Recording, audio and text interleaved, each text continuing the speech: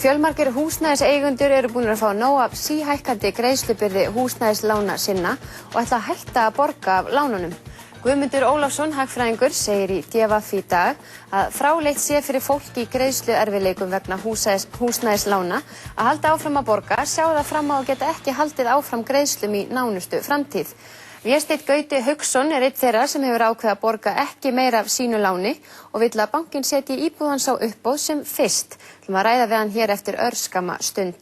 En við ætlum að byrja á Vésteini Gauta sem vill skila lyklunum að íbúð sinni og komast á leigumarkað í stað þess að borga af síhækkandi húsnæðislánum. Hann er sestur hjá Sigmari. Velkomin Vésteinn. Takk. Nú er það þannig að þú ert búin að vera spá í þessum íbúðamálum öllum allt þetta ár. Segðu okkur svona aðdragandan að því áður en þú kemur að þessari ákvörðun að hætta að borga?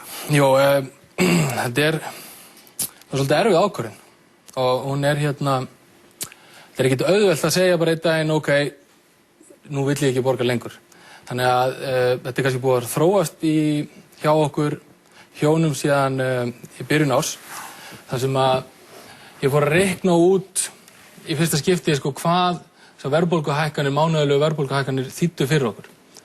Og ég fór að sjá að þetta voru nokkur 100.000 á mánuði sem lánið hækkaði og lánið okkar hækkaði bara og hækkaði, þannig að ég sagði við konuna að við skyldum bara selja íbúðina og við settum hana á sölu í ágúst, settum hana 35,9 milljónir, þá var lánið cirka 28 milljónir og buðum með sér á netinu að við myndum lána alltaf 90% af kauparinu, þess að mismunum á 28 upp í 90% af íbúðinni og það hefur ekkert gengið að eitt par komið og kíkt á íbúðina. Þannig að við sáum fram á það að í 20% verðbólgu er lánið okkur komið í 35 milljónir mjög fljótlega. Þannig að við tókum ákvörðun það fyrir svona 2 mánuðum að borga bara ekki meira. Í ljósi þess að þar sem við gátum ekki selt íbúðina á venjulegu markaði, þá er eina leiðin fyrir okkur til að losna út úr þessu er hreinlega að skila lyklunum og láta bankann hafa íbúðina aftur. Já, við skulum kíkja á þetta reikningsdæmi sem við ert búin að setja upp og við skulum kannski fyrst sjá, þarna sjáum við stöðun á láninu þínu. Já, við erum með 3 lán hjá Landsbankanum og ég vil taka það fram að þetta eru hefðbundin verðtryggð íslensk lán. Alveg. Og Landsbankinn hefur reynst okkur afar vel og verið mjög ánægð með alla þjónustu hjá þeim. Í dag eru lánin upp á 31.615.754 krónur. Verðbætur af þeirra upphæð er 7,1 rúmlega. Ef við býðum í 1 ár, 12 mánuði og tökum stöðuna í desember 2009 miðað við þessa verðbólgu sem er í gangi í dag, sem er 17,1%, Seðlabankinn er að spá hærri verðbólgu heldur en það. Þannig að ég er nú ekki að ofaáætla þessa tölu. Þá verður staðan á íbúðalánum okkar 36,5 milljónir rúmar í desember 2009 og verðbæturnar eru 12,5 milljón. Þannig að verðbæturnar á þessu tímabili eru 5,3 milljónir rúmar. Bara á þessu einu ári, þessum 12 mánuðum. Auk þess mun það kosta okkur 200.000 á mánuði að búa í íbúðinni. Þannig að þetta er svona 2,45 milljónir. Við skulum sjá þá næsta skilti, þú ert búin að reikna þetta áfram. Þannig að þetta eru 7,9 milljónir sem kostar okkur að búa í íbúðinni í 1 ár. Við gætum farið á leigumarkaðinn og leigt þar sambarilega íbúð fyrir cirka 150.000 krónur á mánuði, sem er þá 1,8 milljón á ársgrundvelli. Þannig að mismunun þar á er 6 milljónir sem við erum að borga fyrir að fá að vera í þessar íbúð. Þannig að ef við setjum hana bara á uppboð, hættum að borga og ferlið er þannig að við borgum ekki í nokkra mánuði og bankinn verður mjög óánægður með það eftir smá stund og segir herðu, ok, þá ætlum við að taka íbúðin ykkar og þá fögnum við því og biðjum að gera það strax og hann fer á uppboð og þar selst íbúðin á einn hátt eða annan. Ef að bankinn tekur hana, segjum bara á 25 milljónir, þá eru við 6,6 milljónir í mínus. Sem þú þarft að borga bankanum tilbaka. Sem ég þarf að borga bankanum tilbaka og við höfum það í hyggju, bara semjum það við bankan og búum til 5 ára láni eða 10 ára láni eða hvernig sem að það gerist og við borgum bankanum það. Ef við býðum hins vegar í þetta ár, þá þurfum við að látum sama gerast árið seinna, bara hikum núna og okkur líður ekki vel með þetta og ákveðum bara að bíða og sjá hvað ríkisstjórnin gerir.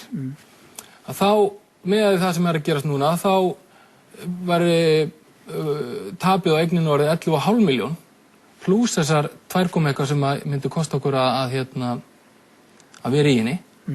Þannig að þetta eru 7,9 milljónir sem að þetta næstu 12 mánuði muni kosta okkur með 17% verðbólgu. Þú ert alltaf að tapa pening, það hugsunin þín. Já. En þú ert að tapa miklu minna með því að gera þetta strax. Með því að gera þetta bara strax, bara fara og eins og Ragnhildur kallaði að skila lyklunum. Þá getum við minnkað tapið okkar og minnkað þessa stóru skuld sem við verðum kortið í vegna þess að ef að spá Seðlabankans gengur eftir og Seðlabanki sagði að verður 47% rýrnun á eignaverði og þeir skiptið einhvern veginn þannig að það eru 20% verðbólga og 27% lækkun á eignaverðinu, þá fer eignin okkar niður í ca. 26 milljónir, lánið fer upp í 38 og þá þarf eignin að hækka 50% frá þeim degi án þess að sé nein verðbólga, bara þannig að við komumst á núllið. Þannig að þú er búin að reikna þetta út á alla kanta og alltaf besti kosturinn að þínu mati að hætta strax að borga af íbúðaláninu. Þetta er náttúrulega rosalega stór ákvörðun að taka og ferlið þessu væntanlega svolítið langt. Ég meina það er ekkert víst að íbúðin þín verður boðin upp strax og það er ekkert víst að fá 25 milljónir fyrir hana þar. Nei, það er það sem ég get gert er það að við tökum afborganirnar og setja þær inn á reikning til hliðar. Þegar að kemur að uppboðinu, segjum bara sér svo að einhver maður út í bæ, bara þú komir og kaupir íbúðin á 10 milljónir á uppboði. Þá hef ég 3 vikur eftir það til þess að borga og semja skuldina og ná íbúðinu tilbaka. Ég geti gert það. Þannig að ef ég vill ekki að þú kaupir hana á 10 milljónir. Þá getur þú tekið þennan sjóð og borgað upp afborganirnar sem þú hafði verið. Það kemur einhver lögfræðikostnaðar á og allt það. En það sem er líklegra að gerist er það að bankinn muni kaupa eignina. Og þegar bankinn kaupir hana þá gilda þær reglur að ef bankinn kaupir hana á 10 milljónir og selur hana síðan aftur á 20, þá verður hann að láta mismunin ganga inn á lánið. Þannig að þá skuldum við mismunin á 20 og 31 sem 11 milljónir. En ferlið er langt og allt það og það skiptir engu máli hvernig þú byrjar á þessu ferli, það er alltaf jafn langt. Þannig að ef við byrjum eftir 1 ár, þá þurfum við að fara í sama ferli, hugsanlega, vegna þess að það vill enginn kaupa eign og getur enginn keypt eign sem með hærra láni heldur en markaðsverðir.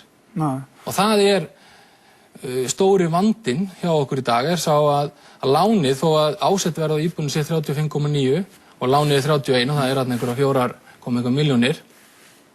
Það skiptir bara einhver máli vegna þess að það er enginn tilbúin til að kaupa íbúðina, þannig að þetta er ímyndað verð. Já, en þú vissir að þú tókst þetta lán, þetta er verðtryggt lán og þú veist alveg hvernig verðtryggingin virkar. Já. Af hverju vaknar allt í einu upp núna og segir ég vil ekki taka þátt í þessu? Þú kallar þetta rugl í dag? Já, þetta er 2005 var mjög lítil verðbólga. Þá tökum við fyrsta lánið af þessum 3 sem eru komin á eignina. Og þá voru verðbólgumarkmið Seðlabankans 2,5%. Með því að segja í dag þegar forsendur eru orðnar allt aðrar, ég treysti á að ríkisstjórnin myndi halda þessi skefjum. En ég get líka alveg viðurkennt að ég hugsaði ekkert út í þetta 2005. Ég kunni ekki að reikna þetta og ég bara áttaði mig ekkert á því að þetta gæti farið svona. Með því að láta þetta gerast, þá er ég ekki að gera neitt sem er ólöglegt. Það er bara partur á samningnum sá og ég fæ þetta lán til að kaupa þessa íbúð. Ef ég borgi ekki, það er partur á samningnum, þá má bankinn taka íbúðina af mér. Þú ert ekki að brjóta lög. Verður gjaldþrota við þetta eitthvað? Nei, ekki endilega. Og ábyggilega ekki. Vegna þess að því að við ætlum að borga mismunin og því minni sem mismunin er á söluverði eignarinnar uppboði og skuldinni, þannig að því fyrir sem það gerist því betra fyrir okkur, því líklegra er að okkur takist að borga þetta. Og við vorum eignina veðsetta upp á kannski 70-75%. Og aðrar eignir sem voru veðsettar 80, 90 eða jafnvel 100% eru náttúrulega miklu verðstættar heldur en við. Það er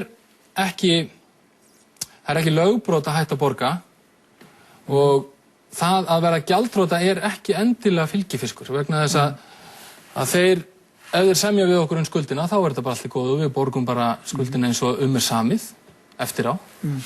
En það sem við erum að gera er að við erum að minnka áhættuna í verðtryggðum lánum. Þér finnst það er alveg saman hvernig þú regnar þetta er alltaf hagfelldasti kosturinn fyrir þig. Þú ferð alltaf út í minnstu tapi að þessu vildu meina. En hvað, samkvæmt þinni hugsun þá eru verðtryggingin stóra böli í þessu. Viltu að hún verði afnumin eða? Sko, ég náttúrulega bara, lítill kall í Hafnarfirði. Ég ekki á þingi og ég vinn ekki á lífeyrissjóði að gera nokkuð skapaðan hlut. Og ég get bara ekki tekið ákvörðun það hvernig að afnema verðtrygginguna eða hvað á að gera. Eina sem að í mínu valdi stendur er að taka þessa ákvörðun að selja eignina. Ég get ekki selt hann á venjulegu markaði, þannig að þetta er eina leiðin fyrir mig. Ég get ekki hringt heldur í bankann og sagt, nú er ég með allt í skilum, ég vil selja hann á uppboði. Þá segja þeir bara, nei. Já, og þú ert harð ákveðin, þú ætlar að fara þessi leið. Já, það er klárt. Við ætlum að halda áfram að fylgjast með þessu máli. Þakka þér kærlega fyrir að koma. Takk.